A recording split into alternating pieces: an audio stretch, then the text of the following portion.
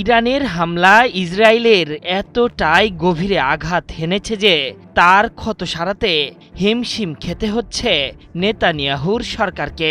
ইরানের হামলায় শান্তির ঘুম হারিয়ে 18,000 বসতি স্থাপনকারী আজ ঘরছাড়া। তবে লজ্জা থেকে বাঁচতে বিষয়গুলো এড়িয়ে চলছে দখলদাররা। কিন্তু ক্ষতিপূরণ চাইতে বিন্দুমাত্র পিছপা হচ্ছেন না দখলদার অঞ্চলের বসতি স্থাপনকারী। এখন পর্যন্ত নেতানিয়াহুর সরকারের দপ্তরে জমা পড়েছে 41,500-এর মতো আবেদনপত্র। এসব ক্ষতিপূরণ দিতেই বিলিয়ন বিলিয়ন ডলার ব্যয় হবে নেতানিয়াহু প্রশাসনের, যা তাদের কোষাগারে 6% ঘাটতি তৈরি করবে বলে আশঙ্কা করছেন অর্থনৈতিক বিশ্লেষকরা।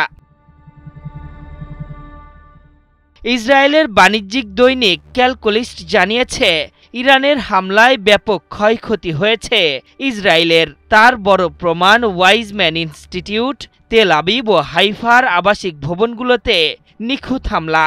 এসব অবকাঠামো ধ্বংসের ফলে 5 বিলিয়ন শেকেল বা 1.3 বিলিয়ন মার্কিন ডলার হারিয়েছে ইসরায়েল। যদিও এর অধিকাংশ স্থাপনারই ক্ষতির পরিমাণ প্রকাশ করেনি সরকার, হয়তো আগামীতেও করতে দেওয়া হবে না।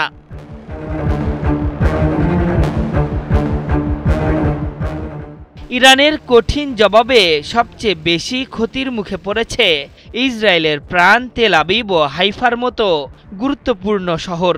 এসব এলাকার আবাসিক ভবন, সামরিক স্থাপনার ভয়াবহ ক্ষতি হয়েছে। ক্ষতির পরিমাণ এতই বেশি যে না চাইলেও এলাকা ছাড়া হয়েছেন 18,000 বসতি স্থাপনকারী। তাদের অনেকেই অধিকৃত গাজার বিলাসবহুল হোটেলে অবস্থান নিয়েছেন। সেখানে 12 দিনে তাদের 29 মিলিয়ন ডলারের মতো খরচ হয়েছে বলে খবর দিয়েছে ক্যালকুলিস্ট। এমনকি এই ব্যয়ের পরিমাণ আরও বাড়তে পারে বলেও জানিয়েছে সংবাদ মাধ্যমটি। সবচেয়ে আশঙ্কার খবর হলো, ইসরায়েল সরকারের কাছে ক্ষতিপূরণ চেয়ে 41,550টি আবেদন জমা দিয়েছেন দখলদার বাসিন্দারা।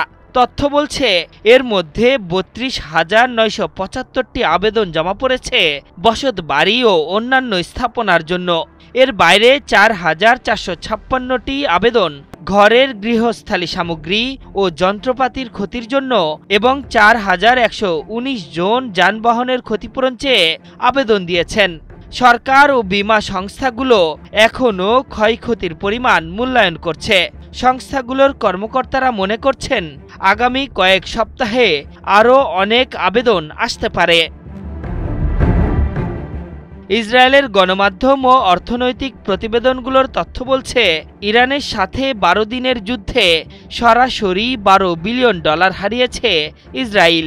এই ক্ষতির মধ্যে রয়েছে সামরিক ব্যয়, ইরানের হামলায় গুরুত্বপূর্ণ স্থাপনা ধ্বংস, ক্ষতিগ্রস্ত ব্যক্তি, ব্যবসার জন্য ক্ষতিপূরণ এবং অবকাঠামো পুনর্গঠনের ব্যয়।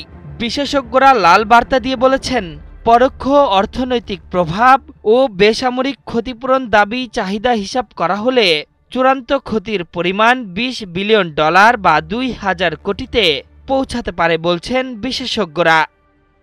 আশরাফুল ইসলাম, 71।